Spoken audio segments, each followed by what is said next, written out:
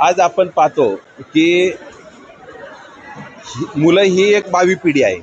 मुलांच्या मनात जर संस्कार रुजले तर निश्चित त्याच्या घराघरामध्ये संस्कार हे रुजले जातील आणि त्यांच्या माध्यमातून स्वच्छतेबाबत जनजागृती निर्माण होईल. आणि खरं तर आपण पाहतो की बाबतचा जो अवेअरनेस आहे, जनजागृती आहे, ही प्रत्येकाच्या मनामध्ये निर्माण होणं गरजेचे आहे. कारण स्वच्छतेबाबत उदासीनता आपण आज सर्व स्तरावर पाहतो. लोक सर्रास प्लॅस्टिकच्या पिशव्यांचा वापर करतात, रस्त्यावर कचरा टाकतात, कचरा वर्गीकरण करून देण्याबाबत आळस निर्माण करतात. या गोष्टी टाळण्यासाठी मुलांमध्ये हे संस्कार स्वच्छतेचे निर्माण होण्यासाठी स्वच्छतेची मैत्री हा उपक्रम आज राबवला गेला.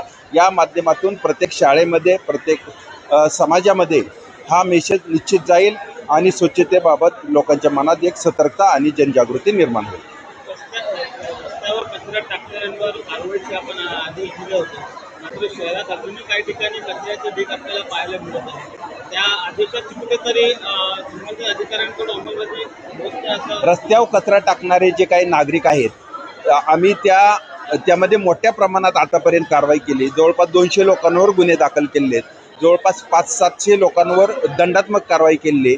या मागील 5-6 महिन्यांचा जर विचार केला तर 10-12 हजार रुपयाचा दंड वसूल झालेला आहे. सोसायटी स्तरावर, बाजारपेठेमध्ये आणि लोकवस्तीमध्ये सर्व स्तरावर आम्ही जनजागृती करत आहोत. आणि जे लोक नियमांचं पालन करत नाही त्यांच्या वेळप्रसंगी गुन्हे दाखल करणे आणि त्यांच्यावर दंडात्मक कारवाई करणे ही मोहीम चालू आहे. यासाठी बचत गटाच्या माध्यमातून त्यांना मार्शल नेमणूक केलेली आहे आणि त्या महिलाही चांगल्या पद्धतीनं काम करत आहेत. माझं या निमित्तानं नागरिकांना एकच आव्हान आहे की दंड करणं हा आमचा उद्देश नाही. लोकांच्या मध्ये बिहेवियरल चेंज, लोकांच्या मानसिकतेत बदल हा करणं आमचा उद्देश आहे. तुम्हाला कुठलीही अडचण असेल तर आमच्यापर्यंत तुमची तक्रार नोंदवा, परंतु रस्त्यावर कचरा टाकू नका. घंटागाडीबाबत तुमची काही अडचण असेल तर ती 100% सॉल्व्ह केली जाईल. आपण सर्वांनी महापालिकेला सहकार्य करावं. रस्त्यावर आणि गटारात, नाल्यात कचरा टाकू नये. कचरा घंटागाडीतच वेगळा करून द्यावा. मैं मॉडल इंग्लिश हाई स्कूल की हेड गर्ल आप सभी को बताते हुए बहुत खुशी हो रही है कि हमारे स्कूल के 25वें साल पर हम यहाँ पर बहुत कुछ कर रहे हैं। आज हमारे यहाँ कल्याण डोंबिवली से स्वच्छता अभियान के लिए लोग आए हुए हैं। इससे हमें बहुत सारी सीख और प्रेरणा मिलती है। हम सभी को अपने निर्णय सोच समझ कर लेने चाहिए और अपने पर्यावरण को बचाना चाहिए।